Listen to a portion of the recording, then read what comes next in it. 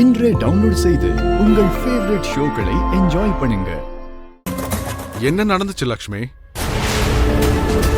கொஞ்ச நேரத்துக்கு முன்னாடி ஜோசியர் போன் பண்ணாரு மாமா. என்னது? ஜோசியர் உனக்கு போன் பண்ணாரா?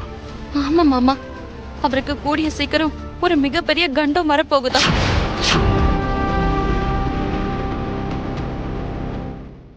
அந்த ஆபத்துல இருந்து காப்பாத்துறது ரொம்ப கஷ்டம்னு எனக்கு எச்சரிக்கை கொடுத்தாரு. எக்காரணத்தை கொண்டு அவரை விட்டு பிரிஞ்சிடாதுன்னு அழுத்தம் திருத்தமா சொன்னாரு. அப்பத்துல இருந்து எனக்கு கை காலே ஓட மாட்டேங்குது மாமா. மறுபடியும் மித்ராக்கு கண்டமா? ஆமா மாமா, அந்த வார்த்தையை கேட்டதுல இருந்து எனக்கு என்ன பண்றதுன்னே ஒண்ணுமே புரிய மாட்டேங்குது. அவருக்கு வரப்போற கண்டத்தை எப்படி தடுக்கிறதுன்னு எனக்கு புரியல. சரி, இதே விஷயத்த நீ அப்பவே மித்ரா கிட்ட சொல்லிருக்கலாம்லம்மா. சொன்னாலும் நம்ப மாட்டாரு மாமா. என்கிட்ட பேசின ஜோசியர் அதே வார்த்தையை குடும்பத்துல இருக்க மத்தவங்க கிட்ட ஏன் சொல்லலன்னு என்கிட்டயே கேள்வி கேட்க ஆரம்பிப்பாரு.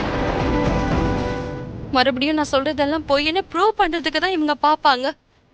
நீ சொல்றதும் உண்மைதாம்மா.